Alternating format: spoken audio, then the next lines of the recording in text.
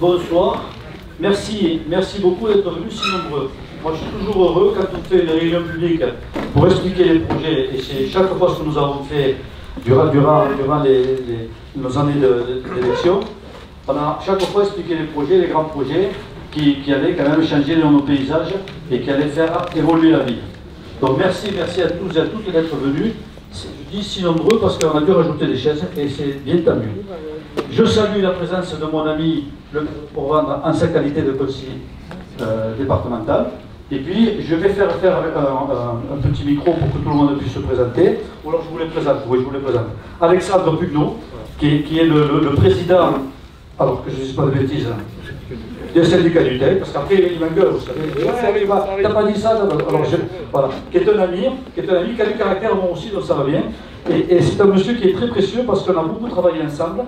Et si ce projet en est là où il est, c'est aussi grâce à lui, bien entendu, et à ses équipes. Voilà. Et dans ses équipes, il y a Aurélien Chavalon, si je ne me trompe pas sur le prénom. Non, c'est ça. Chavalon, voilà. Avec qui on a déjà beaucoup travaillé. C'est le monsieur, c'est le syndicat du TEC, hein, mais c'est le monsieur aussi qui a été le technicien après les inondations, quand on a dû nettoyer la rivière et qu'on a mis en place tous les DIG pour bien nettoyer ce bailloterie. Donc ça, on lui doit à lui, il a beaucoup travaillé. Ce monsieur, je ne me rappelle plus son nom, il va le dire. Un entretien du cabinet Galcieux. Voilà, donc le cabinet Galcieux, qui s'occupe de la maîtrise d'ouvrage, et en partie de la maîtrise d'ouvrage, et de surveiller ce projet. Je ne vais pas les faire trop long parce que c'est pas moi que vous voulez écouter, c'est ces messieurs. Les techniciens sont là, il y a madame la directrice qui est là, c'est ça? Comment elle s'appelle, cette dame? Madame Fares. Madame Fares, et ce jeune homme qui est de Balius? Nicolas de Balius. De Balius, voilà. Mais il ne travaille pas pour Balius, il travaille pour le syndicat. Voilà. Juste un petit mot par rapport à la bailloterie qui nous est chère à tous, parce qu'elle nous tourmente de temps en temps, je pense qu'on aura l'occasion d'en parler, mais elle fait partie de notre histoire, de notre cadre de vie, et elle a vécu pas mal d'évolutions. Moi je voudrais dire que lorsque, vous me connaissez tous, je suis né à la Pergola, l'ancien hôtel des pêcheurs, maintenant je suis né là-bas, j'ai habité de l'autre côté de la bailloterie, au quartier Fontolet, et à l'époque, quand il y avait l'ancien pont, il y avait un seuil, et la rivière n'était pas un parking. Voilà. Et la rivière, après que le pont a été construit, petit à petit a été colonisée pour différentes raisons, et je ne suis pas en train de dire que c'est bien ou mal, certainement que j'aurais été maire à l'époque, j'aurais accepté aussi, a été colonisée, a servi de parking. Voilà. Et un beau jour, les services de l'État nous ont dit, monsieur, les stationnements dans les milieux naturels, et notamment dans les cours d'eau, sont interdits. Voilà. Donc ils nous ont laissé quelques temps de répit, de manière à ce qu'on puisse se retourner, parce qu'on a plaidé en disant, écoutez, monsieur le préfet, comment on va faire? Il y a quand même pas mal de voitures qui sont garées dedans. C'est quand même un poumon économique pour la ville. Comment on fait pour s'organiser? Donc, il nous a laissé, je crois, 2 ans, 3 ans, Guy, c'est ça? Guy Vino aussi, je ne vous le présente pas, il a beaucoup travaillé aussi sur le sujet. Hein, c'est 2016-2017, hein, les premières. Et donc, on a travaillé avec le sous-préfet de l'époque, M. Giuliani, sur un projet relativement innovant, qui était un projet de renaturaliser cette rivière et d'y avoir une démarche très écologique. Je rappelle que ce projet est inscrit aussi dans le PLU. Pour ceux qui sont ferrants de documents administratifs, si vous feuilletez le PLU, vous verrez qu'il y a une trame verte. Donc c'est cette trame verte qu'on est en train de réaliser. Donc pour ce faire, tous les services sont mobilisés. Donc je rappelle aussi que la gestion des cours d'eau a échappé aux communes. Et je pense que d'un côté, le législateur a eu raison, même si de temps en temps ça nous dérange un peu, puisque la loi GEMAPI, que vous voyez marquée sur votre feuille d'impôt, fait que nous payons tous collectivement un impôt pour entretenir nos cours d'eau. Et donc cette compétence a été transférée aux communautés des communes. Et la communauté des communes a délégué ce service-là à des gens qui savent, puisque le syndicat du TEC a l'habitude de gérer les cours d'eau, et c'est le syndicat du TEC qui gère toute la partie des cours d'eau sur notre communauté des communes, mais sur d'autres 4 communautés des communes aussi. Voilà. Donc ils ont la connaissance et les professionnels pour faire ça. Et juste une petite parenthèse, si vous allez au col de Balius, j'y suis allé ce matin, vous verrez l'IFE, donc l'IFE qui est un service service d'insertion qui est à Balius, qui travaille pour le syndicat du TEC et qui est en train de nettoyer les rives de la bailloterie entre le bas du col de Balius et le Mascornet. Voilà. Donc ils ont aussi plusieurs cordes à leur arc, mais je pense qui le préciseront. Donc pour revenir à cette baillerie, cette baillerie, ben, elle a été choisie comme projet pilote, ce qui nous a permis d'avoir des bons financements. Ça a été long.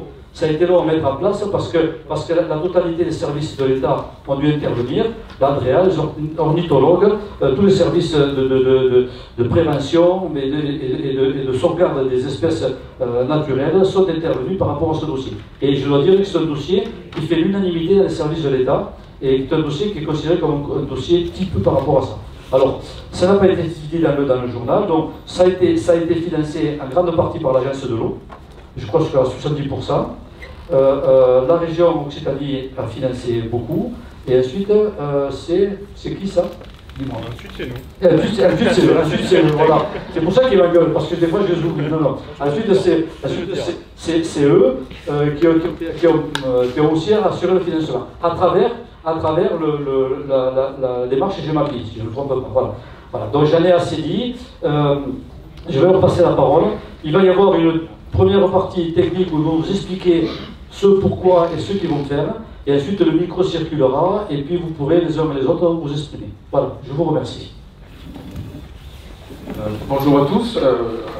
Il a presque tout dit, alors je ne sais pas ce que je peux dire en complément de Monsieur le maire. Donc, je suis Alexandre Pugnot, je suis le président du syndicat Lutec. Le syndicat Lutec est un syndicat donc, qui travaille sur la gestion des milieux aquatiques et sur les problèmes des risques sur 42 communes de la vallée du Tech, depuis Pras-de-Mouillot jusqu'à Argelès et d'Argelès jusqu'à Cerbère. C'est pour ça qu'on est à côté de Monsieur le maire aujourd'hui. J'ai la chance d'avoir Monsieur Marty et Monsieur Solé dans notre conseil syndical. On a des discussions vives des fois, il l'a dit, et c'est vrai, et je crois que c'est bien comme ça. On est venu, et je suis content de voir autant de personnes intéressées, mais il est vrai que la problématique hydraulique, la problématique de l'eau est quelque chose d'important pour la ville de Banyuls. On est sur un projet que vous nous avez présenté en 2017, Monsieur Solé, si je ne me trompe pas. À l'époque, la mairie de Banyuls pouvait porter encore ce projet.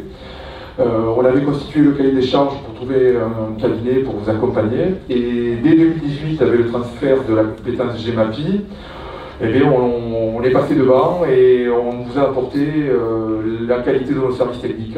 Donc vous les avez plus ou moins présentés. On a Madame Fares qui est là, qui est notre directrice. Donc Nicolas qui est un Banyulec, je l'ai amené pour vous rassurer, donc pour voir qu'on essaie de recruter local aussi quand on peut. Donc Aurélien qui suit tout ce qui est restauration du milieu, hein, qui fait partie des fondations de ce syndicat en tous les cas. Tu le disais, je vais le rappeler, c'est un projet qui a une estimation entre 800 000 et 1 million d'euros, donc qui n'est pas anodin. On a réussi, de par notre expertise et notre habitude de travailler avec les cofinanceurs, d'avoir un plan de financement complet qui fait que l'agence de l'eau, qui est un partenaire institutionnel, qui a l'habitude de travailler avec nous, travaille facilement et nous a donné 50% pour réaliser ce projet. Le conseil général est venu en complément et la région est venue en complément, non ? 70, d'accord. Alors il faudra dire à celui qui m'a fait cette note qu'il est licencié avant la fin de la soirée. Voilà. Donc voilà, en tous les cas. C'était de l'humour, hein, je ne pensais pas que ça part comme ça. Donc on va vous faire une présentation du projet. Le projet est intéressant parce qu'on a souvent des maires qui font beaucoup de béton, qui bâtissent, Et là, nous, on a été un peu séduits, alors ça m'agace de le dire parce que j'ai engueulé un peu M. Solé hier, mais il faut dire les choses quand elles sont vraies. On a été un peu séduits par le projet quand il nous l'a présenté, et c'est bien de vouloir avoir des projets de renaturation, ça nous a permis d'obtenir ces crédits. Donc je rassure aussi les gens qui sont proches des cordons de la bourse, ce projet aura un plan de financement bien établi, et on a réussi à faire participer tout le monde, donc ce qui permettra que ni les Banyulais ni les gens de la vallée ne soient trop impactés par le coût de ce projet. Je réinterviendrai s'il le faut par la suite si vous avez des questions transversales sur la problématique de l'eau, parce que j'imagine que l'on en aura a posteriori.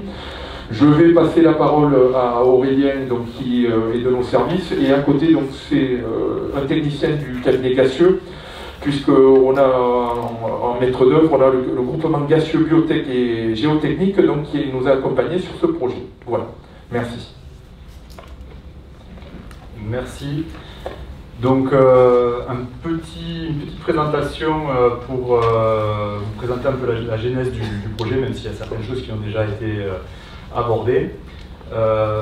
Donc voilà, comme l'a dit le président, le syndicat mixte de gestion et d'aménagement du TEC qu'on appelle communément syndicat du TEC, est un syndicat qui regroupe les 42 communes. Donc là, vous voyez derrière moi la représentation du bassin versant du TEC et des petits fleuves côtiers de la côte Vermeille.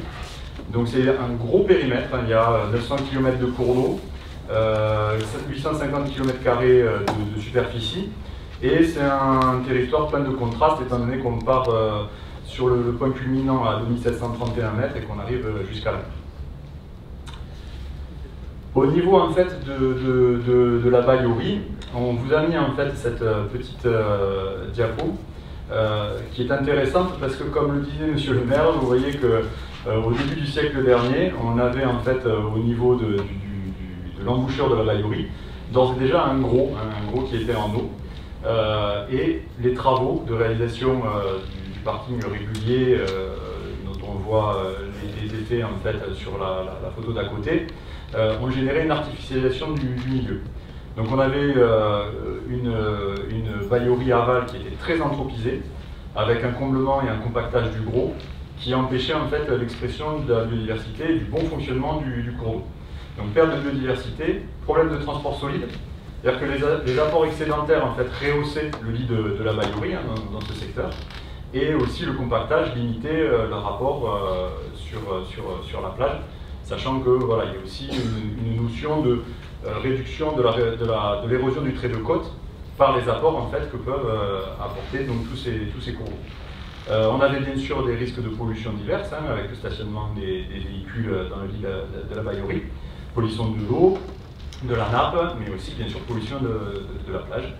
L'aspect était particulièrement dégradé, hein, on le voit sur la photo d'en bas. Et puis donc parmi en fait les choses qu'on doit prendre en compte, c'est bien sûr dans l'aménagement le caractère très torrentiel en fait de la Baïorie. On ne peut pas faire n'importe quoi sur des cours d'eau comme la Baïorie qui ont un caractère bien trempé. Donc la dernière photo que vous voyez, c'est vraiment un avant-après. Donc vous avez à quoi ressemblait la Baïorie lorsqu'il y avait le parking. Et puis post-crue de Gloria, cette crue en fait nous a montré que l'orientation qui avait été choisie de renaturation et de restauration écologique de la Baïorie était dans la bonne voie. On ne s'est pas trompé parce que déjà la crue a enclenché en fait une dynamique qui reste à consolider. Donc bien sûr, le dernier point, c'est en fait le risque d'inondation. Tout aménagement en fait dans la Baïorie ne doit bien sûr pas avoir un impact négatif sur le risque d'inondation. Et ça, on s'en est assuré avec les différents bureaux d'études qui ont travaillé sur ce projet. Donc l'objectif est bien la restauration physique et écologique de la partie aval de la vallée. Donc très rapidement au niveau de la plus-value du projet. Donc on a déjà un processus qui est entamé hein, suite à la crue de Gloria, comme je disais. Donc on a bien sûr l'arrêt du tassement du lit lié à la création du parking. Donc on a réactivé une réactivation naturelle du transport solide, avec un départ des matériaux qui peuvent rejoindre en fait le trait de côte et alimenter les plages. On a déjà une diversification de l'habitat. Avant c'était quelque chose de très homogène. On avait quasiment en fait pas d'habitat, pas de flore, pas de faune. Et on a aussi donc l'arrêt de la pollution aux hydrocarbures.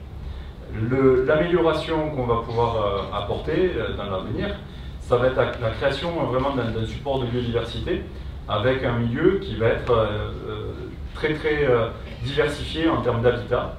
Et qui dit diversification des habitats dit aussi diversification en termes de faune et de flore. Donc le lit d'étiage va être un petit peu resserré sur certains secteurs. Donc le lit d'étiage, c'est le lit qui est en eau, hein, pour avoir une lame d'eau un petit peu plus importante et avoir des périodes en eau un petit peu plus longues. Il va y avoir des zones de cache, de micro-relief pour la faune. Et enfin, un élargissement des gammes de vitesse. Alors voilà, quand on a un cours d'eau qui est très homogène, on a un seul débit, quelque chose de très homogène aussi au niveau des débits du cours d'eau. Plus vous allez avoir une hétérogénéité, plus ça va être intéressant par rapport à la biologie de la rivière. Et puis, le rôle épurateur aussi de la végétation qui va s'installer spontanément et qu'on va bien sûr aider par nos travaux. Enfin, le dernier point, c'est qu'on va avoir un projet avec une valorisation paysagère du cours d'eau en plein environnement urbain. Je passe dessus rapidement parce que c'est une petite redite de de la diapo précédente. Donc voilà, c'est une synthèse, hein, on l'a dit, amélioration de la qualité de l'eau, des paramètres physico-chimiques du milieu, donc c'est important avec une plage et de nombreux baigneurs en période estivale qui l'occupent, d'avoir cette amélioration en fait, de la qualité de l'eau. La création de zones de refuge pour la faune, diversification de l'habitat, la continuité sédimentaire qui est rétablie, et aussi, par la mise en place en fait, d'un cheminement de l'eau, la réappropriation du milieu par les usagers, par les Valloulins, mais aussi par les visiteurs qui pourront l'utiliser. Donc au niveau de l'apport du syndicat du TEC, donc comme ça a été dit, il y a eu, lorsque la commune a souhaité se lancer dans ce projet dès 2017, la réalisation du cahier des charges de l'étude initiale portée par la commune, un accompagnement de la commune durant toute la phase d'étude, la recherche de partenariats financiers. Le président l'a dit, hein, on a obtenu 2 appels à projets, un appel à projet sur la biodiversité financé par l'agence de l'eau à 70%, et un appel à projet valorisation des cours d'eau urbains de la région Occitanie à hauteur de 10%.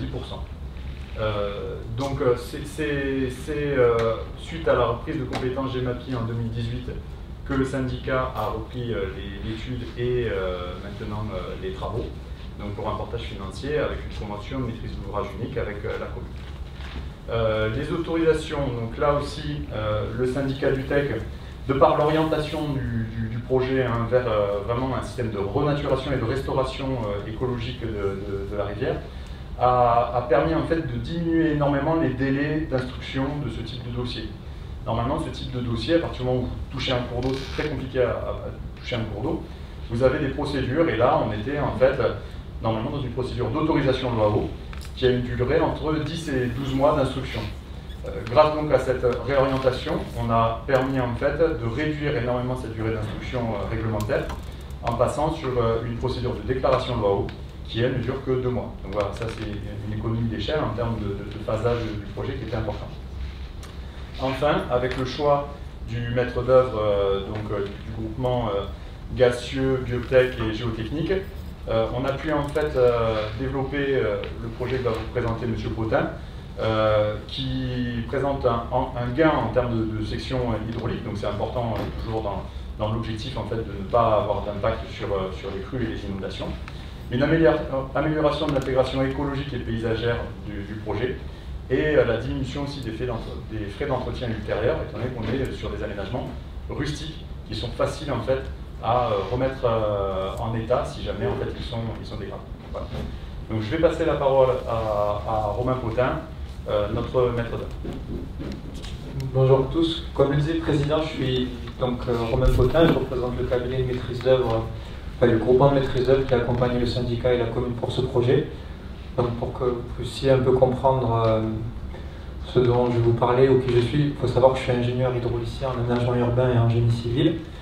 Donc l'idée c'est un peu de vulgariser un peu ce projet pour que vous puissiez après nous poser des questions sur ce dernier et de vous expliquer la démarche qui a été la nôtre. Donc comme l'ont dit M. Chavanon et M. Pugnot, pour ce projet on parle de restauration physique et écologique de la Baillerie aval. Donc mon objectif c'est de voir avec vous qu'est-ce qu'on entend par restauration physique qui va avoir un impact écologique et qu'est-ce qu'on attend par restauration écologique également. Il vaut mieux. Alors, comme vous pouvez le voir sur cette vue aérienne, la Baillerie, c'est donc le cours d'eau qui traverse la commune du pont SNCF, la Baillerie aval du pont SNCF jusqu'à la mer, donc jusqu'à la route départementale. On rentrera dans le détail un peu plus après, mais lors de l'étude, on l'a en fait découpé en 3 zones. La première zone va de la route départementale jusqu'à la passerelle piétonne de la rue Joliot-Curie. La deuxième zone de cette passerelle piétonne jusqu'au passage à gué. Et la troisième zone du passage à gué jusqu'au pont SNCF. Donc ça, c'est les limites de notre étude. Et je vais vous détailler en fait secteur par secteur ce qu'on prévoit de faire pour du coup engager cette restauration physique et écologique.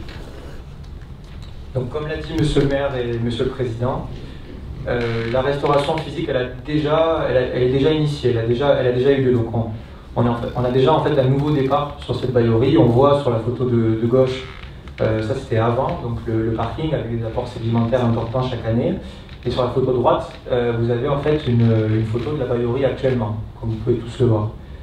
Donc en fait, c'est pas arrivé de manière simple et anodine, c'est dû aux effets de la crue Gloria, qui a chargé les sédiments, qui les a envoyés à la mer, et petit à petit, en fait, la nature a repris ses droits.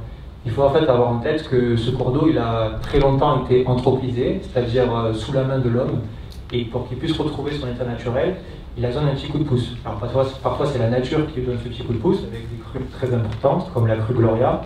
Et là, en fait, nous, ce qu'on essaie de faire, c'est de continuer un peu ce travail pour en fait l'aider à fonctionner comme il aurait peut-être dû fonctionner avant, un fonctionnement naturel, périn, qui sera plus intégré et qui engendrera moins de problèmes à l'avenir.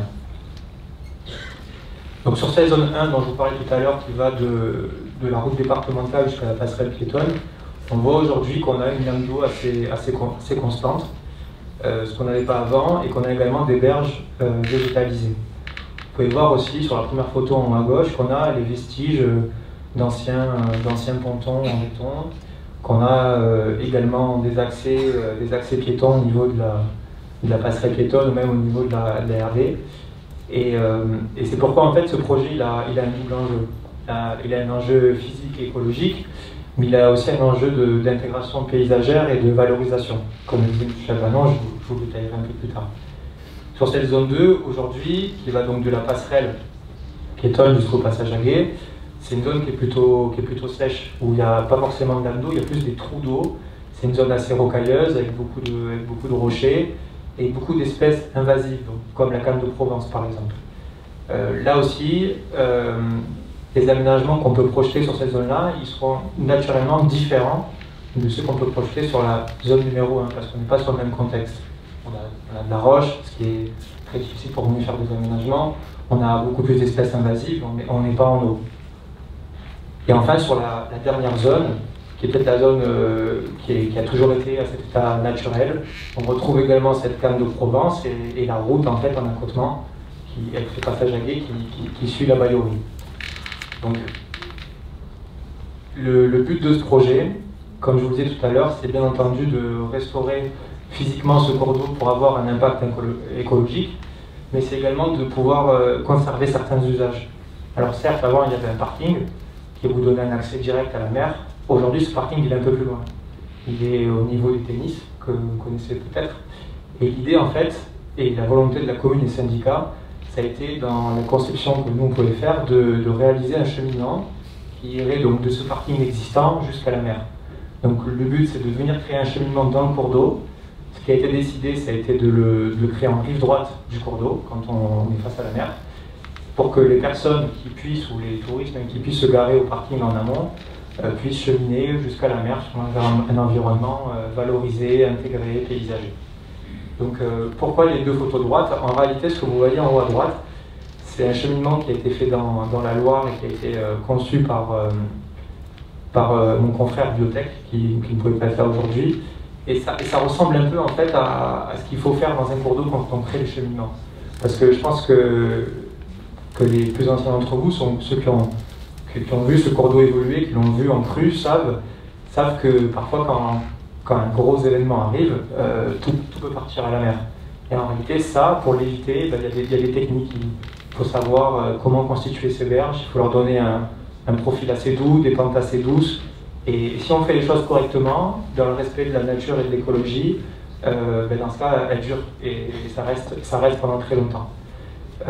La photo qui est juste en dessous, donc en fait, ce qu'on appelle un caillebotis, ça, en réalité, c'est un petit élément qu'on devra mettre en œuvre sur le cheminement, notamment au droit de la passerelle piétonne, parce que afin de respecter la contrainte hydraulique, afin de respecter l'écoulement actuel des eaux pluviales, parce que la Baïorie elle reçoit aussi les eaux pluviales de la commune, il a fallu en fait se positionner à une certaine hauteur, positionner ce cheminement à une certaine hauteur, pour qu'il ne soit pas constamment en eau lorsque il y a des évacuations eaux pluviales.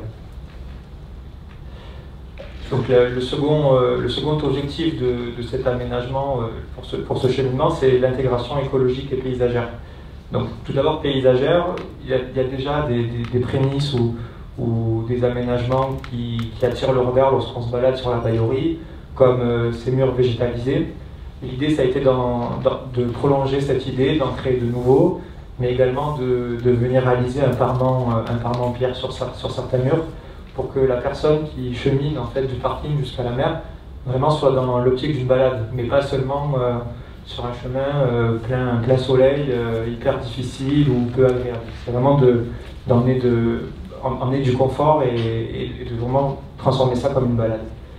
À droite, il y a 4 exemples de plantations que l'on projette en fait de mettre sur les berges que l'on va créer pour ce cheminement. Donc ce sont toutes des plantations de rivières.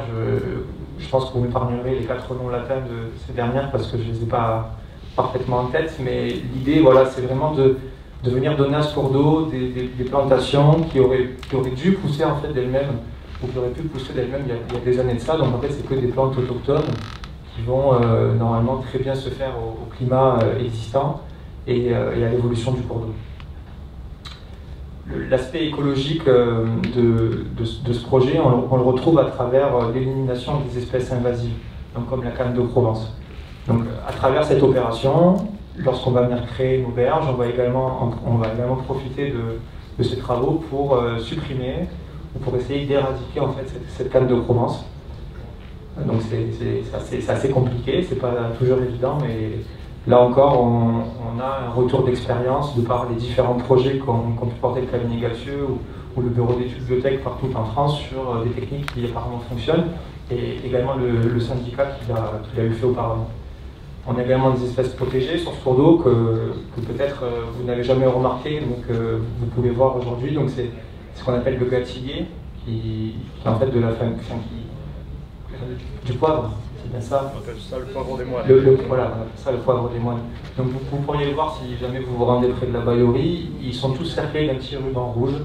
Donc c'est une espèce protégée, et là en fait la consigne pour les entreprises qui ont réalisé les travaux, c'est de les préserver, de ne pas les toucher. C'est une espèce locale importante qu'on essaiera de conserver même après aménagement. Donc pour entrer un peu dans le vif du sujet concernant les aménagements projetés. Tout d'abord sur la zone 1 qui va de la route départementale jusqu'à la passerelle piétonne. Là ce que vous avez c'est une vue aérienne du cours d'eau, et tout ce qui est en couleur aujourd'hui n'existe pas vraiment. Donc, le but, c'est de ne pas venir chatouiller le gros qui se trouve juste après la route départementale, parce que suite à la crue morphogène de Gloria, ce dernier aujourd'hui il fonctionne bien, il est dans un état écologique qui s'améliore de jour en jour. Alors le choix qui a été fait, c'est pour cette partie-là de laisser la nature agir. Par contre, pour toute la partie en amont, vous voyez ce que l'on voit en jaune, en fait c'est de la plage. En fait, on va créer de la plage avec des matériaux qu'on appelle des matériaux graveleux. Donc, des matériaux graveleux, en fait, c'est du caillou, sauf que c'est pas du caillou lavé, c'est du caillou vraiment à son état le plus naturel possible. Et l'idée, c'est de venir reconstituer une berge avec ce matériau que vous voyez en jaune sur le plan, et en fait de donner un profil à la berge très doux, afin que lorsqu'il y a une crue ou lorsque l'eau monte, elle vienne seulement lécher la berge. Il ne faut pas qu'elle vienne la chahuter, qu'elle vienne la charrier, qu'elle emmène à la mer. L'idée, c'est qu'en fait, qu'elle puisse la lécher, et que l'aménagement qu'on projette au-dessus de cette berge, qui est le cheminement piéton, donc qui est ce trait jaune qui file de la gauche vers la droite, puisse être conservé. Donc ce cheminement piéton, il sera en haut de berge, et il passera en fait sous la route départementale pour ensuite remonter au niveau de la rampe à côté du boulodrome, si je ne me trompe pas. C'est bien ça? Donc voilà, donc on ne voit pas très bien sur le plan parce que c'est une vue aérienne, mais les petits points rouges que vous voyez, en fait, c'est la canne de Provence qu'on a identifiée, qu'on veut supprimer. Ce que vous voyez en vert aussi, c'est de la plantation d'espèces autochtones dont je vous ai parlé précédemment. Et ce qu'on ne voit pas ici sur ce plan, c'est l'habillage des murs existants, donc avec soit des plantes grimpantes tutorées, soit avec un parement-pierre. Pour cette zone 2, qui est un peu plus rocailleuse, donc vous voyez tout ce caillou qu'on voit en gris au centre, c'est la zone la plus compliquée à aménager et à restaurer écologiquement et physiquement. Parce qu'en fait, dans ce virage, juste au niveau du grand mur avancé de la rue Jules-Le-Curie, le cours d'eau, ces dernières années, il a toujours eu tendance à venir creuser. Parce que l'eau, elle essaie toujours d'aller partout, dans tous les sens et le plus vite possible. Donc là, on ne pouvait pas projeter les mêmes aménagements que sur la zone 1. On ne pouvait pas vous faire un cheminement seulement constitué de remblais, travaillé, où l'eau va venir lécher. La vitesse de l'eau dans ce genre de virage arrive parfois un peu trop vite. Donc l'idée, c'est quand même de vous offrir un cheminement où vous serez en sécurité, mais à la fois que ce soit respectueux de la nature. Donc pour cela, Ce qu'on a projeté de faire, c'est de réaliser un muret avec des matériaux naturels, donc c'est le trait rouge que vous voyez, et entre ce muret et l'enrochement existant, d'effectuer un remblai sur lequel les personnes pourront cheminer. Donc le cheminement au sein du cours d'eau, il s'arrêtera également dans cette zone numéro 2 et rejoindra ensuite la ruche de l'Aucurie et le passage à Glé. Sur la zone 3, qui va donc du passage à Glé jusqu'au passerelle SNCF, ce qu'il a été décidé, c'est de pas forcément vous faire cheminer dans le cours d'eau, même si les itinéraires pourront toujours y aller lorsqu'il n'y a pas de crue, mais c'est de en fait, cheminer tout simplement sur la voie à l'aide d'une bande piétonne, un marquage, une mise en sécurité qui vous permettra de rejoindre le cheminement qui se trouve en amont, donc au niveau du point SNCF. Donc là en fait on est clairement sur l'existant. La zone 3 c'est une zone déjà très naturelle qu'on ne va pas venir chahuter ou réaménager. Et du coup pour les personnes qui seraient amenées à se garer au tennis, voilà, ils pourront, on le voit très facilement, suivre le marquage blanc, puis la petite rambarde rose, et après revenir au niveau du passage à Glé et reprendre le cheminement qu'on a vu précédemment.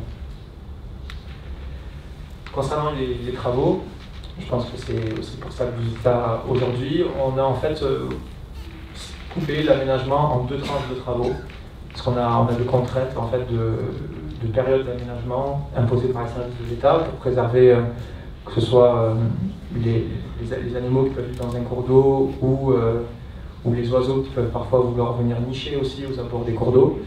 Donc on réalisa ce qu'on appelle une tranche 1 qui comprend les aménagements de la zone 1, donc de la route départementale jusqu'à la passerelle piétonne, cette année même, et à partir du mois de mars de cette année.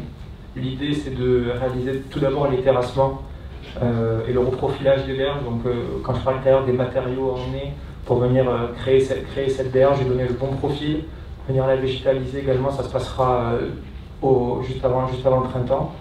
On créera donc ce cheminement à l'aide de matériaux naturels, compactés. Ça ressemblera en fait un peu comme un boulodrome, c'est ce qu'on appelle, ça ressemblera, c'est pas vraiment du stabilisé, mais ce sera du caillou très, très compacté, un peu comme un boulodrome. Et juste après, enfin au printemps, on viendra aménager avec les plantations autochtones et on finalisera tout ça par l'assimilation verticale, par les interdictions d'aller au cours d'eau en période de crue, par tous ces panneaux qu'on peut mettre en fait pour vous alerter ou vous guider sur le cheminement. Pour la tranche numéro 2, c'est donc tout ce qui se passe en amont à partir de la passerelle piétonne existante de la ruche de l'Aucurie. Et là, c'est des travaux un peu plus conséquents parce qu'il y a un peu plus de maçonnerie, c'est une zone un peu plus critique où il y a de la roche, où les terrassements seront un peu plus difficiles. Et ça, donc, on le projette pour l'année prochaine. On démarrera un peu plus tôt cette fois-ci, c'est possible au mois de janvier, et les travaux dureront au moins jusqu'au mois de mai. Donc je ne sais pas si tout le monde peut le voir sur l'écran, mais on réitère un peu les mêmes actions quand même. On est dans le terrassement, dans le reprofilage des berges, dans l'élimination des espèces invasives. Il y a de la maçonnerie pour ce remblai qu'on doit créer pour pouvoir connecter le cheminement du passage à Glé jusqu'à la route départementale. Et la pose de passerelle métallique, c'est un grand mot en réalité, c'est juste un caillebotis à l'endroit où il y a un déversoir eau pluviale, donc pour éviter que les eaux du déversoir d'eau pluviale viennent chahuter le cheminement. Concernant le phasage des travaux plus précisément, là vous avez une vue aérienne en fait de ce que signifie la phase 1 et la phase 2, donc en jaune la phase 1 et en orange la phase 2. Et concernant les déviations, bon, il n'y a plus de voitures aujourd'hui dans ce cours d'eau, donc les déviations elles sont uniquement piétonnes. Et il y a déjà un cheminement piéton existant en fait qui permet de cheminer en fait sur les berges, les berges hautes du cours d'eau ou d'emprunter la passerelle. Donc en fait ces déviations elles seront utilisées pour la première phase de travaux. L'accès au cours d'eau il sera bien entendu fermé pour la sécurité des riverains et des personnes. Et pour la tranche numéro 2, l'accès au cours d'eau sera également fermé. L'accès riverain pour toutes les personnes qui veulent accéder chez eux ou qui habiteraient la ruche de l'Aucurie sera conservé. Et les déviations envisagées pour les phases de travaux les plus à risque sont présentées sur le plan. Donc, les phases de travaux les plus à risque, par exemple, qu'est-ce que c'est? C'est lorsqu'il y a une grosse livraison de matériel ou de matériaux pour l'entreprise avec un poids lourd. Là, il va être difficile, en fait, sur une période très courte, peut-être même d'une demi-heure ou d'une heure, de laisser l'accès à tout le monde. Donc, ça, c'est le travail de l'entreprise, de venir prévenir les riverains, de dire voilà, demain, j'ai une grosse livraison, ou je vais faire un peu de bruit, ou vous risquez d'être embêté parce qu'il y a ça, est-ce qu'on peut s'arranger, voilà, donc c'est vraiment le cas le plus défavorable que je vous présente ici. C'est le cas où en fait on ne pourrait pas maintenir l'accès sur la rue Jules-Curie ponctuellement pour éviter les aménagements dans le cours d'eau. Mais ça durera, je pense, pas plus d'une journée. Concernant l'enveloppe financière des travaux, comme le disait Monsieur le Président du syndicat Vitec, donc cette phase numéro 1, elle a à peu près voilà, un peu plus de 220 000 € TTC, et cette phase numéro 2, elle est un peu plus importante et elle fait à peu près 650 000 € TTC. Ça comprend en fait énormément de choses. Ça comprend tout d'abord la restauration physique de ce cours d'eau avec les terrassements préalables. Ça comprend les remblais, la création du cheminement, l'élimination des espèces invasives, la plantation de nouvelles espèces autochtones, la signalisation verticale.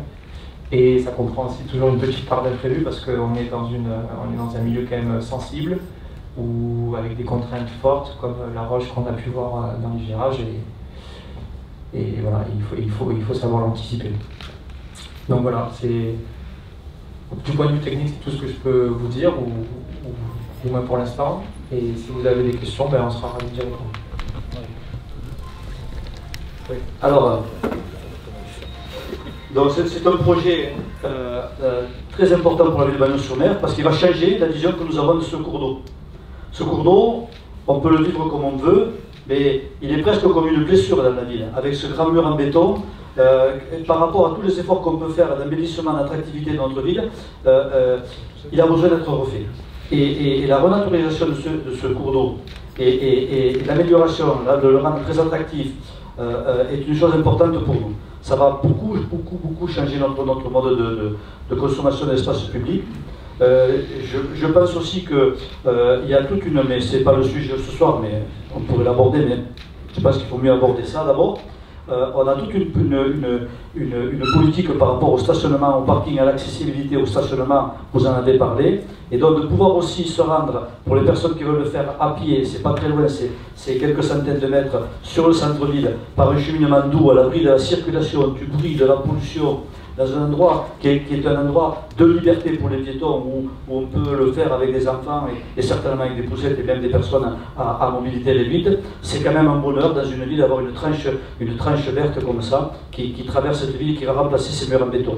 Ces murs en béton, moi j'ai beaucoup tenu, on en a beaucoup parlé aussi, ils vont être paysagers, hein, il va y avoir des plantes qui vont grimper, qui vont coloniser ces murs, pas peut-être la première année, mais à terme ils seront colonisés, il va y avoir de l'embauchement qui sera mis dessus, de manière aussi à les paysager. Donc pour la ville de Bagnols-sur-Mer, je pense que c'est vraiment en plus un projet moi, qui me tient beaucoup à cœur. C'est un projet qui date, donc, comme le dit Guy, de 2016-2017, qui est passé un peu par toutes les phases parce que c'est compliqué. Le président l'a dit, la gestion des cours d'eau est très réglementée. Les services de l'État, les services de l'Adriane particulièrement, sont très scrupuleux, très à cheval sur les directives, la protection de l'environnement, des animaux, etc. Et moi je peux vous dire que même si j'ai subi de temps en temps, me disant mais comment on va faire, etc., je vais vous dire que j'étais très heureux cet été, j'espère que vous les partagez avec moi, de voir de nouveau dans ce cours d'eau des poissons, des canards. Moi j'avais jamais vu des canards à la Vallerie. Il y avait 2 couples de canards, il y avait des poissons, il y avait de tout, il n'y avait pas de moustiques. Tout le monde dit on va se faire piquer par les moustiques, il n'y avait pas de moustiques, pas plus qu'ailleurs. Et on a, je le dis avant que la question vienne, avec Guy on a sollicité l'idée, c'est ça, hein? L'EID qui est venu faire des prélèvements et les moustiques ne vivent pas dans ces cours d'eau parce qu'il y a des prédateurs qui viennent les manger. Donc il y a un équilibre qui se fait et la nature reprend son droit. Donc voilà, bon, moi je suis très fier de ce projet et je pense que ça va amener un plus à Bagnols et un plus écologique à Bagnols. Voilà.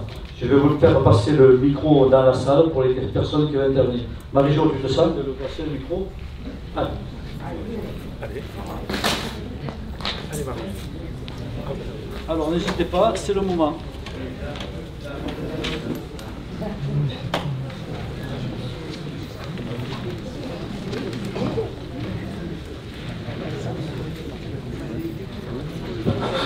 Oui, je me présente, M. Gillet. Voilà, on a vu le plan de financement concernant cet aménagement. L'affaire est lancée, donc on est un peu tard pour donner une position pour ou contre. Par contre, ce n'est pas la première fois que vous assistez à des réunions de ce genre. J'ai rarement vu ce que j'ai connu moi il y a 20 ans lorsque je travaillais, c'est-à-dire de donner le coût de possession sur 10 ans d'un ensemble de ce genre. Qui c'est qui va faire la maintenance? Est-ce que ça revient à la mairie? Et combien ça va coûter? Voilà. Merci.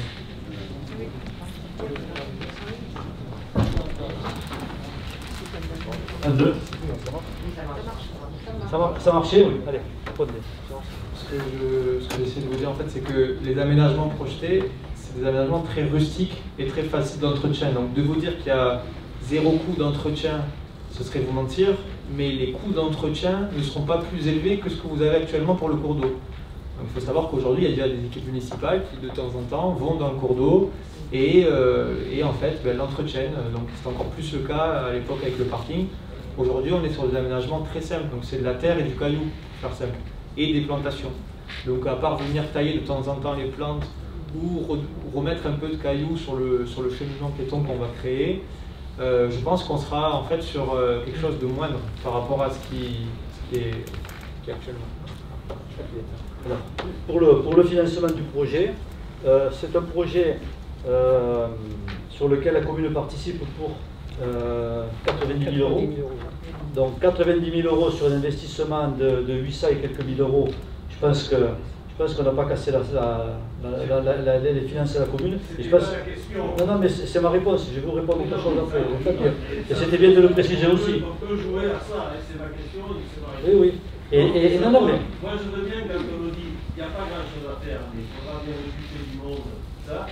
D'abord, est-ce que ça revient à la commune? Oui, ça reviendra à la commune. Oui, la réponse c'est oui. La commune participe à 90 000 euros sur le financement du projet. Ça revient à la commune.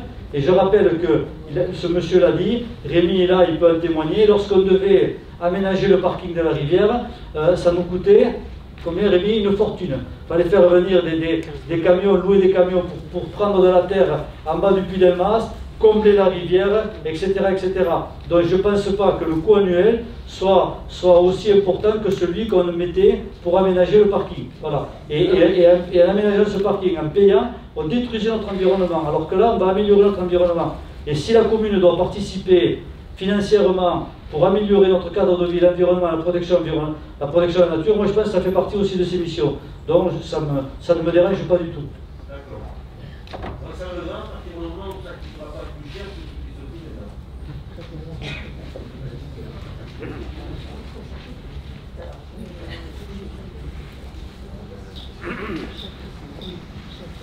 Bonsoir Olivier et Robert. En fait, si j'ai bien compris, la première phase du projet va démarrer à partir de mars, c'est ça? Et cette première phase, elle va du chemin de fer jusqu'à la passerelle? C'est le contraire. Bon, ok. Très bien. Après, je regrette qu'il n'y ait pas une modélisation en fait du projet 3D. Et c'est un peu dommage. C'est un petit peu abstrait. Voilà. Sinon, merci. Oui, Blaise Tuméron. Ce que je voulais savoir, c'est au niveau de la plage. Si ça pouvait repasser la diapo, c'est de savoir qu'il y a des pérets, c'est de savoir s'ils sont en enrochement ou si c'est avec le terrain naturel qu'on produit les pérets. Parallèlement à la plage, vous voyez, il y a des pérets. On voit bien le croquis là. Oui. Et ces pérets, ils sont faits comment? C'est naturel ou c'est des enrochements que vous mettez en place? Oui, alors ça c'est de l'existant. Ouais. Comment? Ça ne change pas. Les seuls aménagements projetés que vous voyez sur ce plan, c'est ce qui est bleu, jaune et vert. Alors, les seuls aménagements projetés que vous voyez sur ce plan, c'est ce qui est bleu, jaune et vert. C'est simplement la déclinaison du terrain naturel que vous avez reproché là. Exactement. Sur la plage, hein, vous parlez? Oui, non, ça s'appelle l'espace vert tout à fait créé naturellement à l'heure actuelle. Tout à fait, ça c'est l'existant et ça restera l'existant. Il n'y a pas d'aménagement à faire à cet endroit-là. Très bien.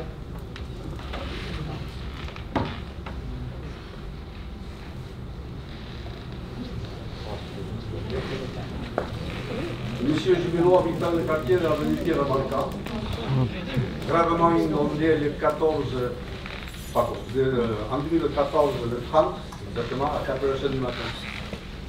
On ne parle pas beaucoup de ça, le film ne sera pas là. J'ai rencontré à plusieurs reprises M. le maire, les services d'État, j'ai téléphoné chez M. Pinault, j'ai rencontré Mme Elisabeth Farel, elle est venue me voir, nous échangeons souvent des conversations téléphoniques. Je tiens à vous dire que je suis tout à fait pour la création de cette réserve. Et je vais contredire M. le maire, que je connais bien, ce n'est pas 2 couples, mais 4 couples avec 35 canards à un moment donné. Il y aura un couple. Voilà, en tant que diplômé des programmes de la nature, j'ai regardé cela. Alors ce que je voulais savoir, c'est ce que vous comptez faire. Puisque étant donné que, et c'est très bien ce que vous dites, vous allez créer des espaces pour préserver cette faune et flore, mais automatiquement, en cas de crue, ça va freiner l'eau. Bon, et viendra chez nous, une fois de plus. Et je précise également, monsieur l'ingénieur, que vous avez commis à plusieurs reprises un lapsus. La route départementale dont vous faites allusion n'existe pas. Elle est fausse. Elle a été créée par la volonté de certains maires et qui nous inonde gravement actuellement. Et l'incidence devient à 25% supplémentaire pour nous, mais aussi bien pour Bagnous. Personne n'en tient compte. La route Espolia-Rabos de Nomé n'existe pas sur le plan des registres communaux. Et vous le savez très bien. On en a profité pour l'utiliser, l'agrandir. Et moi, j'avais demandé à l'époque, suivant mes actions que vous connaissez à travers l'indépendant ou autre, j'avais demandé que cette route, bien entendu, est liée, ça rend service pour tous nos amis qui vont à la route, qui traversent, etc. La mettre au bord de la rivière, la plupart du temps, la rivière Evagnonie étant à sec, il n'y aura pas de problème. Parce que la première tranche, grâce à moi, je vais targuer de le dire, grâce à moi, la première tranche qui va de la route Giulio Culi à la descente là, du Célis, cette première tranche, on l'a créée grâce à moi. Il était question de continuer jusqu'au pont. Auquel cas, votre réserve serait agrandie et nous, on verrait le spectre de l'inondation s'éloigner. Parce que vous voyez, on parle beaucoup. Et encore une fois, je parle pour mon quartier, bien entendu. Donc ici, il y a une personne, un couple qui son fils a failli se noyer le 30 novembre 2014. Et oui, il faut le dire, me contredire si ce n'est pas le cas. Et je vois que sur ce plan-là, ça n'avance pas beaucoup. J'ai discuté souvent, et on se vit encore une fois, je le rappelle avec Madame Elisabeth Ferras, et elle me dit, ça avance. Mais jusqu'à quel point ça avance? Quand on a voulu prendre des mesures pour créer cette zone préservée, on l'a fait rapidement. 34 ans que je me bats. Donc 13 comme délégué à l'unanimité de mon quartier. Et qu'est-ce qu'on a fait? Rien. Alors maintenant, c'est le moment de faire pour double. On préserve le devant de la mer. Je suis pour, tout à fait pour. Les 187 000 €, je vous le donne, monsieur le maire. Moi, je vous le donne, monsieur le maire. Vous voyez, si vous préservez mon quartier, parce que je ne peux pas dire cette affaire-là, ça fait 5 fois qu'on est inondé. Et lorsque c'est arrivé le 30 novembre 2014, et que vous êtes venu avec madame la préfète, vous êtes passé sous le long du pied, vous n'êtes pas venu voir le quartier ravaché, personne n'est venu nous voir. C'est ça qu'il faut dire aussi. Bravo pour la réserve, bravo pour tout ce qu'on peut faire pour l'aménagement, mais pour le reste et la sécurité des gens, c'est à prendre en compte également.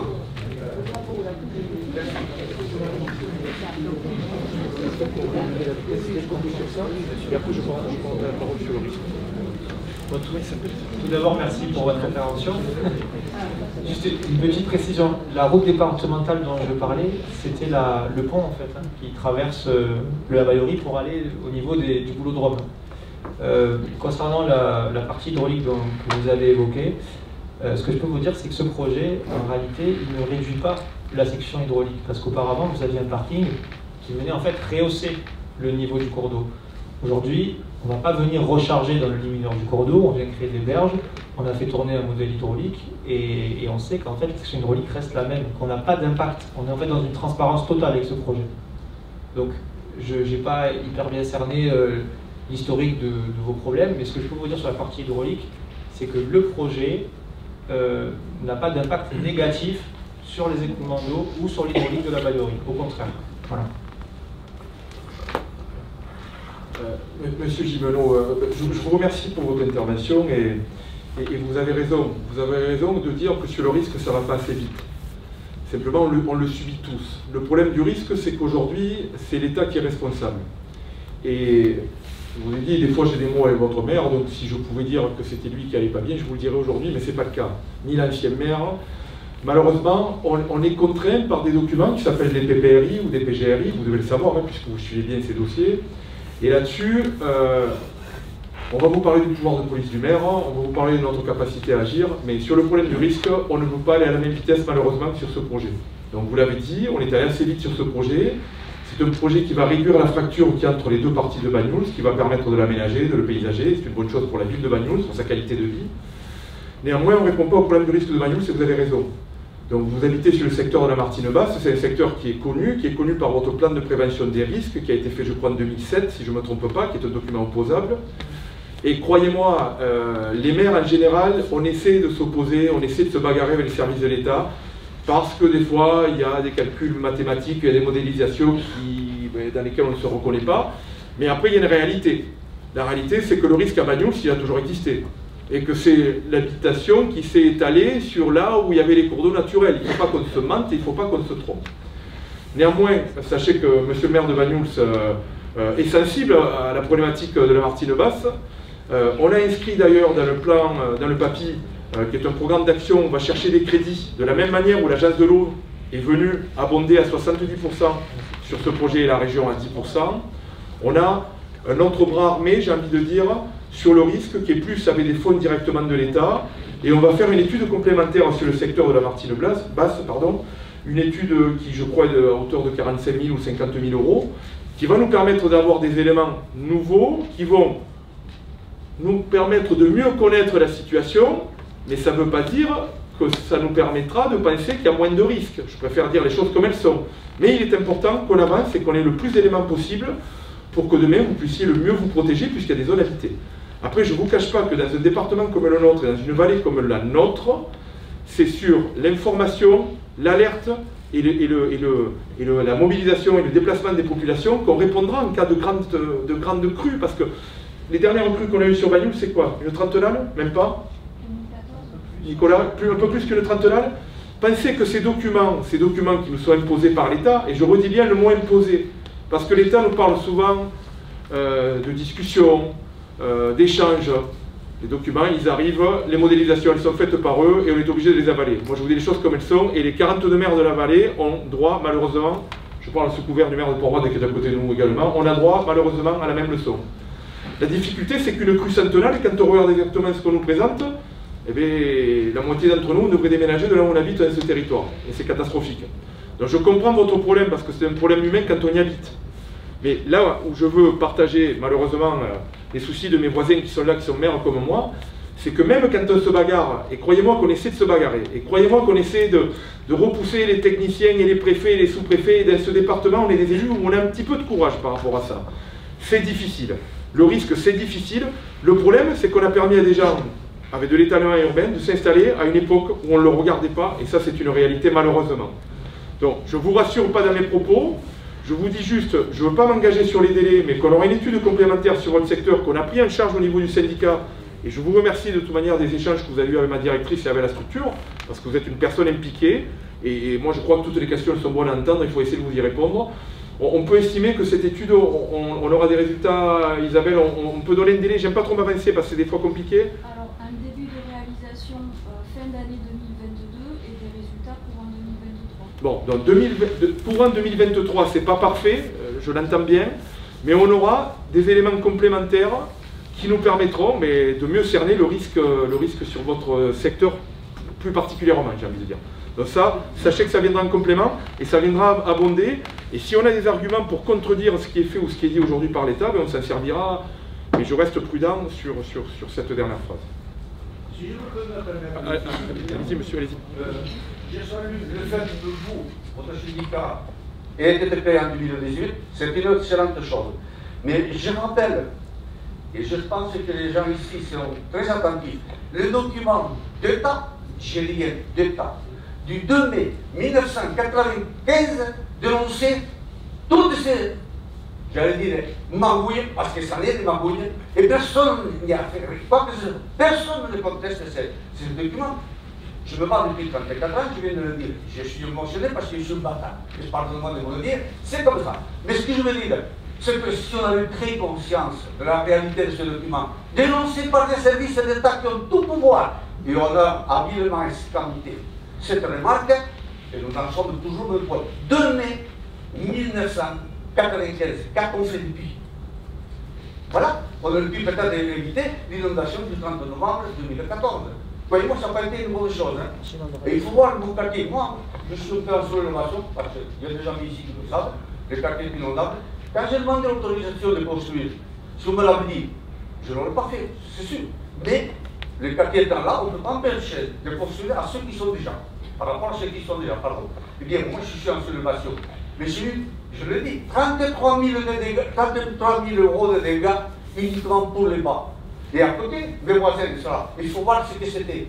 Alors, que fait-on de tous ces documents? Que fait-on de toutes ces interventions? Vous me dites que vous pouvez rien faire parce que c'est le cas. Mais il y avait des documents qui disaient qu'il faut faire. Et on n'a pas fait.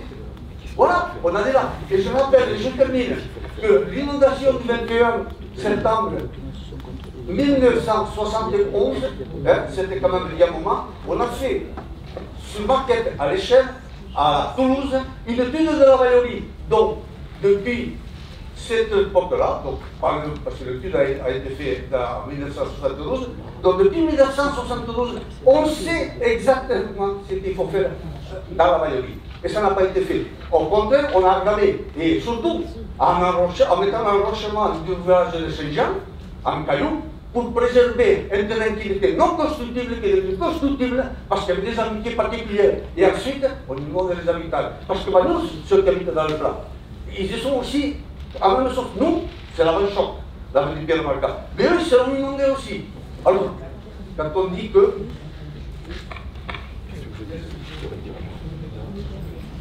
Bon. La problématique des inondations à Bagnols, elle existe depuis, tu le sais, on en a parlé, depuis la nuit des temps, et je crois que chacun doit prendre ses responsabilités, et je l'entends bien, les communes, l'État, mais aussi les personnes qui ont construit dans des zones qui n'auraient pas dû être construites. Et le président l'a dit, moi je le confirme, et je le confirme d'autant plus que la maison de mes parents, dont je suis toujours propriétaire, est 50 rue des Orangers, et elle a été inondée à chaque fois que la Vaillerie a débordé. Voilà. Les études se suivent et se succèdent et se contredisent souvent, tu le sais. On nous a inventé les mérites absolument extraordinaires des barrages écrêteurs, et puis maintenant on est en train de nous dire qu'il faut presque les vider ou les casser. Personne ne sait trop et personne n'ose même trop se prononcer là-dessus. Donc moi j'attends cette étude avec impatience, on verra sur ce qu'elle débouche. Mais je me rends compte que quand je regarde la télévision, et je pense que tout le monde doit le faire, les informations, je vois des régions qui n'étaient pas inondées avant qui le sont. Je vois des gens qui n'avaient jamais vu des gouttes d'eau et qui sont ravagés par des torrents absolument destructeurs. Et on sait tous, c'est pour ça qu'on agit dans ce sens, que le réchauffement climatique, eh c'est pas un inventant, c'est maintenant, et qui va engendrer des pluies plus torrentielles, des vents plus forts, et des tempêtes plus importantes, et que la priorité actuellement des services de secours, mais des services de l'État aussi, c'est de préserver les personnes avant les biens, et d'avoir des plans d'alerte, de manière à ce qu'on puisse avoir de la communication, mettre les gens à l'abri, protéger le plus des personnes, notamment les personnes vulnérables. Et nous avons, nous à Bagnols, mais d'autres communes c'est pareil, nous avons tout le plan de Bagnols qui est construit en partie, d'autres n'est pas construit, elle est en zone rouge, des fois en zone bleue qui va devenir une zone rouge. Et nous avons, nous aussi, comme devoir de protéger ces populations. Mais j'ai encore des gens qui viennent me voir et qui me disent « mais comment je ne peux pas construire sur mon terrain alors qu'il est en zone rouge, alors qu'on est inondé tous les 10 ans, tous les 15 ans ?» Voilà. Et c'est malheureusement une réalité, et c'est une réalité dans nos communes. Est-ce que demain, on ne sera plus inondé à Bagnols-sur-Mer? Je ne veux pas être dans un mauvais augure, mais je ne pense pas. Je pense qu'on sera encore inondé. J'espère le moins fort possible, j'espère qu'on pourra prendre les meilleures décisions pour pouvoir éviter les drames. Mais surtout éviter les drames, prévenir les populations, monter les personnes vulnérables, mais même celles qui ne sont pas à l'étage, organiser le secours des personnes. Et c'est sûr, les biens c'est important, mais les personnes beaucoup plus. Et je pense que la tendance actuellement, les directions de l'État actuellement sont pour protéger les personnes plus que les biens.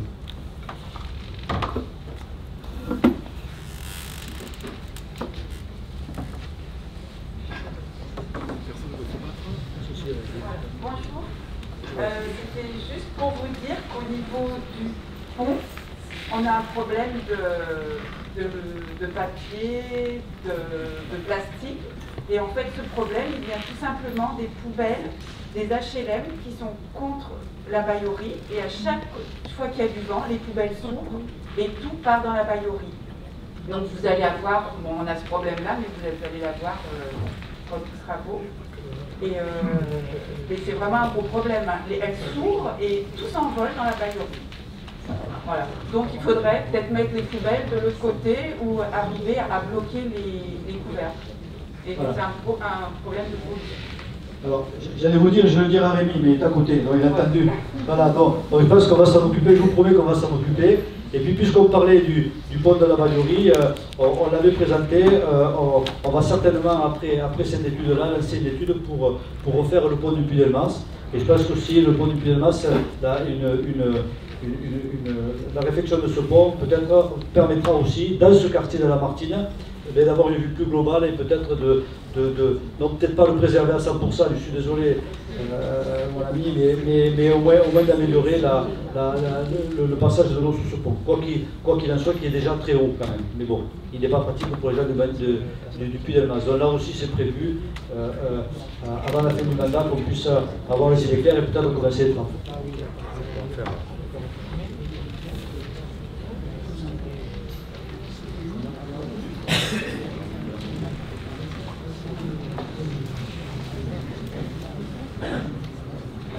Bonjour, je voudrais qu'on revienne un peu sur cet aménagement et la rive droite de la zone d'Erpin et savoir ce qui se passe au niveau de la passerelle métallique, avoir un peu plus de détails.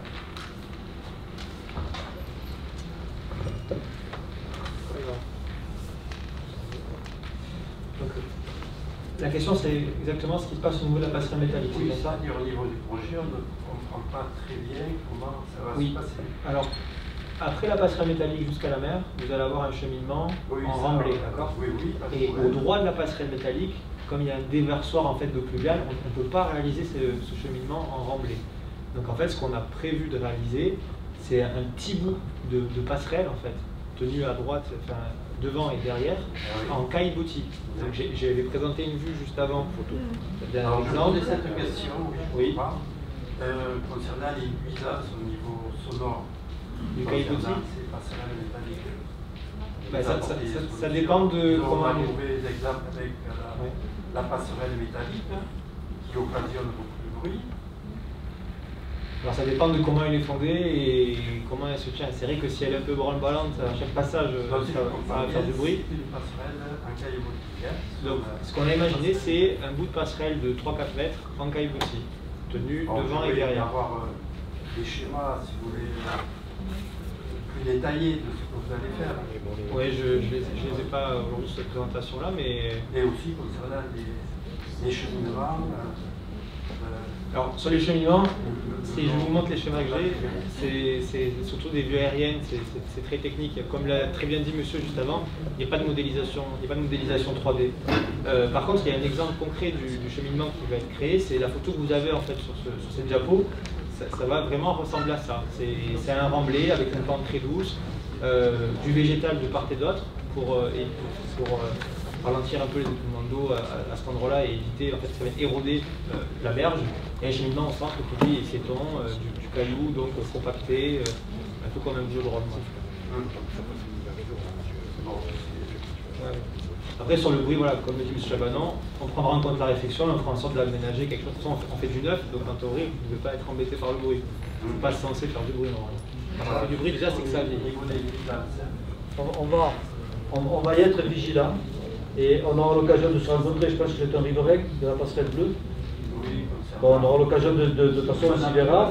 C'est un chantier qui va prendre du temps, sur lequel il y aura des réunions de chantier.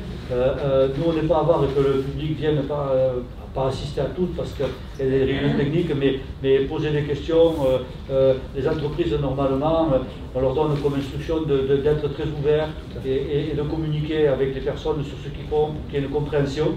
Parce qu'il n'y a rien de pire quand les gens ne comprennent pas ce qu'on va faire.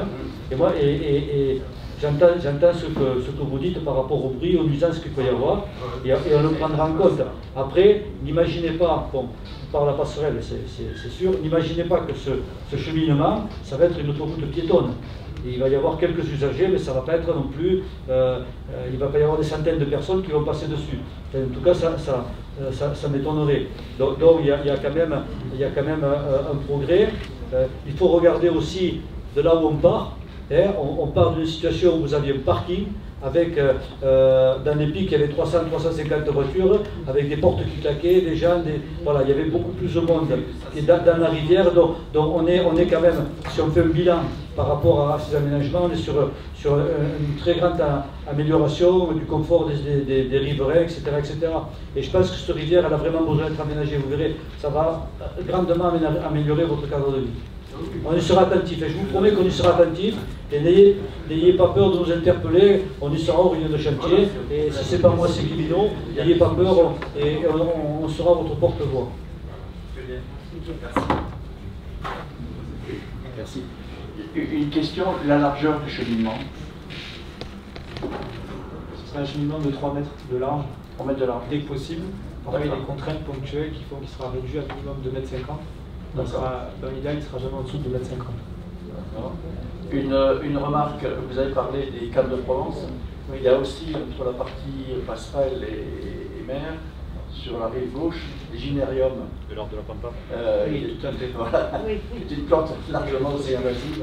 Oui. Et les ouvriers qui sont venus nettoyer récemment, qui l'ont parfaitement travaillé, c'était un plaisir de les travailler, qu'on puisse mettre à plat ventre pour les ramasser des bouteilles, etc.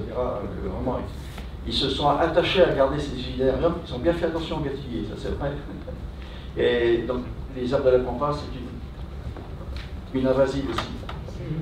Alors, on leur a demandé de les laisser parce que justement, en fait, dans la phase de travaux, on a prévu de les éradiquer. D'accord. Et en fait, s'ils les voyaient, on les aurait plus vus en fait. Donc, voilà, c'était bien joué, bien joué. Et pour terminer, un souhait et ou une crainte.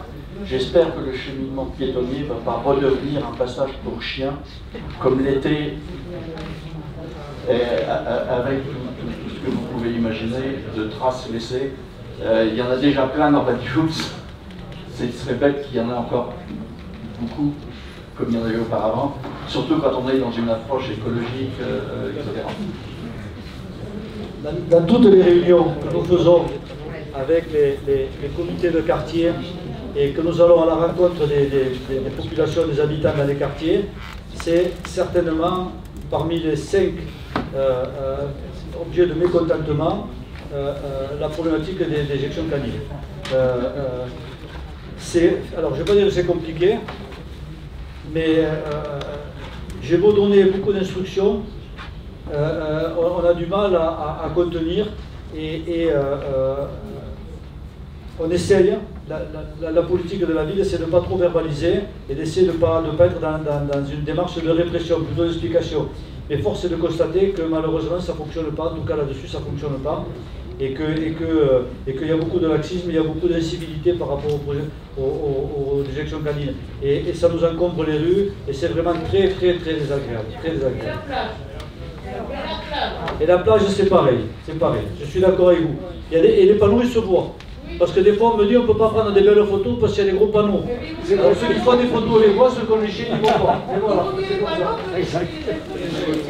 Alors moi, je vais intervenir. Je fais partie des personnes qui ont un chien. Je me suis fait reprendre alors parce que mon chien traversait la plage en courant, je le surveillais. Il avait fait ses besoins avant. Je me suis fait reprendre 2 fois, d'accord?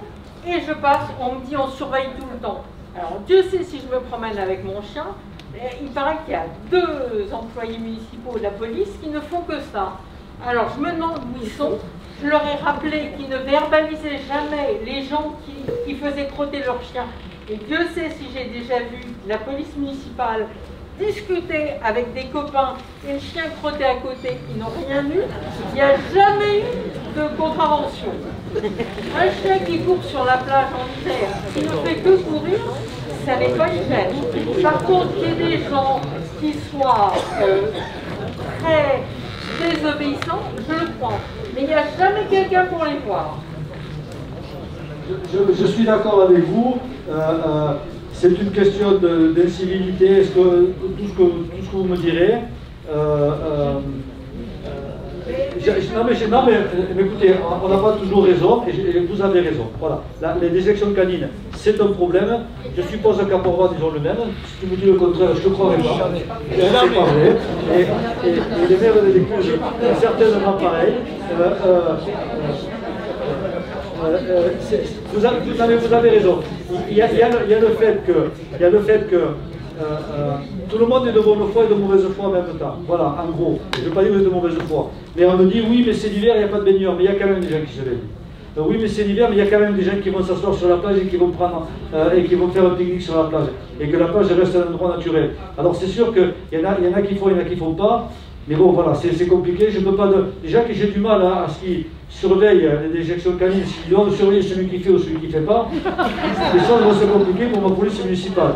Mais je ne veux pas les blâmer parce qu'ils ont beaucoup de missions. On est en train de restructurer cette police municipale. C'est pas simple. C'est pas simple. Pour l'instant, vous nous prenez en faute. Voilà, très franchement, on n'a pas raison. On n'a pas raison. C'est moi. Je suis pas déçu, mais un peu, parce que je croyais que ce cheminement irait au moins jusqu'en dessous de la gendarmerie, où est prévu incessamment sous peu quand même la création d'un parking qui remplacerait avantageusement le parking de la rivière. Donc, est-ce qu'il y a une phase 3 qui est prévue dans le temps ou on s'arrêtera au pont du chemin de fer? Voilà. Dans un premier temps, moi s'ils veulent faire une phase 3, je suis d'accord, surtout à ce prix-là. Voilà, je tiens à vous le dire. Mais je ne suis pas sûr que les services soient d'accord. Mais dans un premier temps, donc on a fait l'acquisition de la ligne de M. Comment il s'appelle, Béguin. On est en train d'acheter la ligne de M. Parcé et on pourrait créer ici un parking qui ne soit pas perméabilisé, donc en naturel, sur le modèle un peu du parking qu'il y a à Polier. Voilà, donc on n'en est pas encore là. On est en train de faire l'acquisition de ces lignes et on va certainement, on a les autorisations, Rémi, on va certainement les arranger, les faire en terre battue, de manière à pouvoir quelques voitures aussi grandes.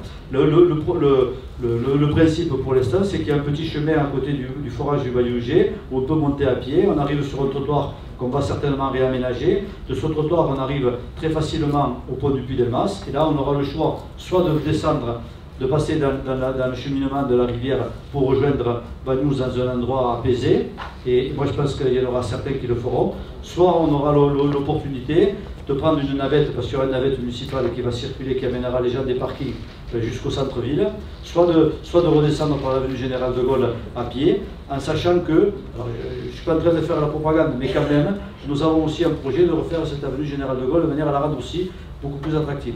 Donc je ne pense pas que dans un premier temps, on fasse un cheminement dans la rivière à partir du parking, entre guillemets, de la gendarmerie, en tout cas sous la gendarmerie. Par contre, c'est très facile d'accéder au trottoir de la route des Mazes, de venir jusqu'au pont du Puig et de traverser par la passerelle, et soit de choisir d'aller en ville par le cheminement doux, soit de prendre le bus, soit de descendre par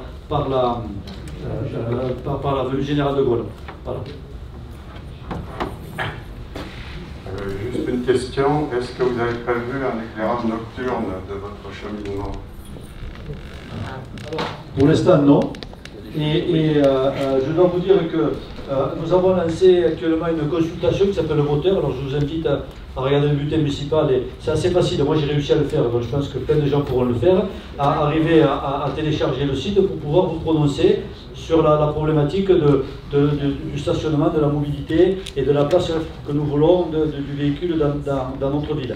Et nous allons, je dis ça parce que c'est à partir du mois de mai, j'ai demandé au service de travailler sur une consultation par rapport à la pertinence de maintenir l'éclairage du public aussi longtemps dans tous les quartiers, ouverts ou pas. Donc voilà, c'est une vraie question de société. Moi j'aimerais que la population m'éclaire entre guillemets là-dessus, en sachant que actuellement l'énergie est en train d'augmenter d'une manière très forte. pour les ménages, ça a été contenu avec des mesures gouvernementales. Par contre, pour les collectivités et les entreprises, ce n'est pas le cas. Ça veut dire que les collectivités vont subir une forte hausse de l'énergie. L'éclairage public, on en a discuté cet après-midi, c'est autour de 40% de notre facture d'énergie sur la ville de Bagnols-sur-Mer. Donc, il faudra bien qu'on se pose la question, est-il nécessaire d'éclairer l'entrée de la route? Je dis ça, mais c'est pas mon opinion qui va compter, c'est la vôtre et celle des ingénieurs qui vont travailler dessus, ou en tout cas des techniciens. Est-il nécessaire d'éclairer le début de la route des Masses toute la nuit ou pas? J'en sais rien. Certains quartiers, oui ou non. Il y a des villes qui ont fait le choix de couper leur éclairage public partiellement, à certaines heures. C'est toutes ces questions que j'aimerais vous poser.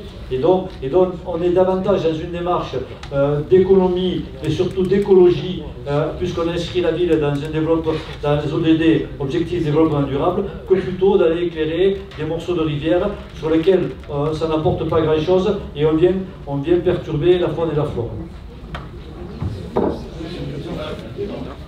Sur l'éclairage nocturne, attention, vous savez qu'il y a beaucoup de chauves-souris qui volent au-dessus de la baillerie. L'éclairage, on ne peut pas avoir recours à l'énergie solaire, par exemple pour la rivière, je ne sais pas, je reviens sur cette question-là, et je voudrais ajouter d'autre part que vous avez parlé que les gens pouvaient cheminer évidemment dans la rivière, mais également avenue du Général de Gaulle, mais dans le chemin Rabot, je crois que c'est comme ça qu'il s'appelle, tout le long de l'avenue Joliot-Curie, vous n'allez sans doute pas pouvoir aménager toutes ces voies, du fait que les travaux vont demander beaucoup de passages de camions, etc.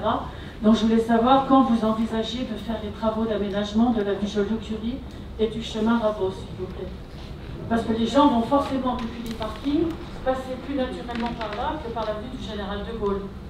Alors, on est en train de sortir du contexte de la renaturisation de la rivière. Moi, je veux bien vous répondre, mais ces messieurs sont peut-être lassés d'entendre ça. Mais bon, je le ressens. Parce que vous avez parlé de l'avenue Général de Gaulle, oui, mais j'entends bien. De l'autre côté, c'était tout de même plus facile et plus agréable de se promener le long de cette rive-là de la rivière. J'entends bien. La ville a beaucoup de retard en aménagement urbain, vous le savez, on le sait tous. Et donc, on a souscrit beaucoup de démarches et on s'est inscrit dans beaucoup de démarches, notamment le SPR, le site patrimonial remarquable. Et si nous avons décalé et retardé les aménagements des vieux quartiers de Bagnols, c'est parce que le fait d'être reçu dans la démarche SPR, et Provence l'a fait aussi d'ailleurs, va nous permettre d'avoir des subventions pour aménager des centres urbains, patrimoniaux, historiques, etc.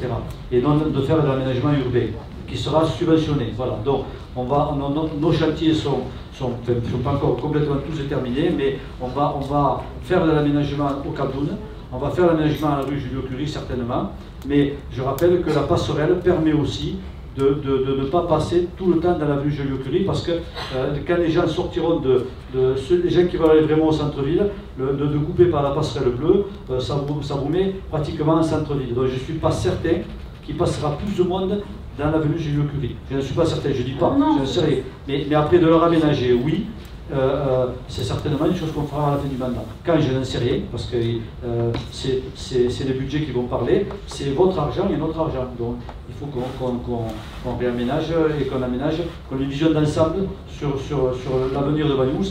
Quel Bagnols veut-on dans les 20 prochaines années?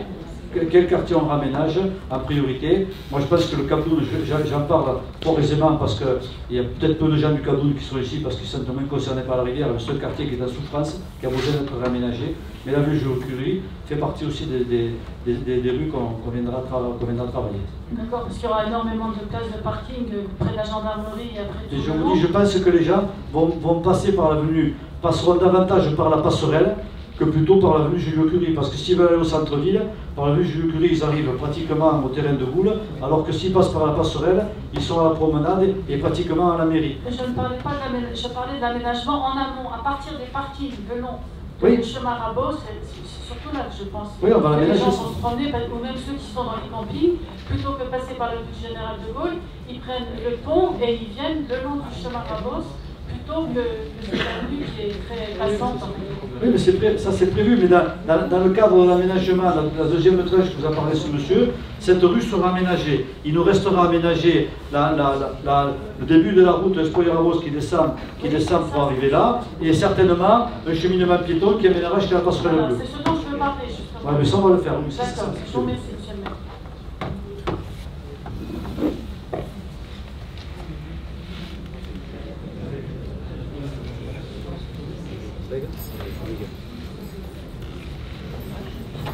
Bon, et je vois que tout le monde a